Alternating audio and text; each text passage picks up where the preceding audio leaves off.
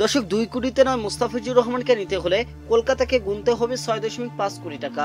হ্যাঁ দর্শক, এনে থেকে আজকের ভিডিও বিস্তারিত জানতে ভিডিওটি সম্পূর্ণ দেখার অনুরোধ রইল। দর্শক, আইপিএল 2025 আসর শুরু হতে যাচ্ছে এবং তাই তো বাংলাদেশের পেস বোলার মুস্তাফিজুর রহমান এখন আলোচনার কেন্দ্রবিন্দুতে রয়েছে। শাহরুখ খান পরিচালিত কলকাতার নাইট রাইডার্স তাদের বোলিং শক্তি আরো বৃদ্ধি করতে মুস্তাফিজুর রহমানকে দলে নিতে চায়, কারণ আন্দ্রিক নরকিয়া ইনজুরির কারণে দলের পেস বোলিং লাইন আপে শূন্যতা তৈরি হয়েছে। দর্শক, আইপিএল এর নিয়ম অনুযায়ী যদি কোনো খেলোয়াড় ইনজুরির কারণে দল থেকে বাদ পড়েন, তাহলে তার পরিবর্তে আসা খেলোয়াড়কে একই পরিমাণ অর্থ দিতে হয়।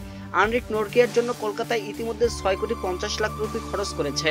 দর্শক, সুতরাং মুস্তাফিজুর রহমানকে দলে ফেরাতে হলে কলকাতাকে ওই একই পরিমাণ অর্থ খরচ করতে হবে। যদিও মুস্তাফিজুর রহমানের ভিত্তিমূল্য ছিল 2 কোটি রুপি।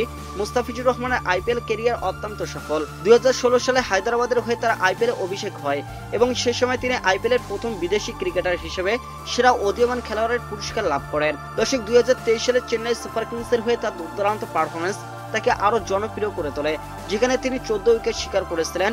যদি মুস্তাফিজুর রহমান কলকাতার হয়ে খেলতে যান, তবে তিনি দলের পেস আক্রমণ আরো শক্তিশালী করে তুলবেন। দর্শক, কলকাতার জন্য এটি একটি বড় সুযোগ, কারণ তারা এখন পর্যন্ত একজন অভিজ্ঞ পেস বোলারের অভাবে ভুগছে। মুস্তাফিজুর রহমানের অভিজ্ঞতা এবং দক্ষতা কলকাতার জন্য একটি বিশাল সুবিধা হতে পারে, যা তাদের টুর্নামেন্টের সাফল্য অর্জনে সাহায্য করবে। 22 মার্চ থেকে আইপিএল 2025 শুরু হতে যাচ্ছে এবং কলকাতা নাইট রাইডার্স তাদের প্রথম ম্যাচ খেলবে।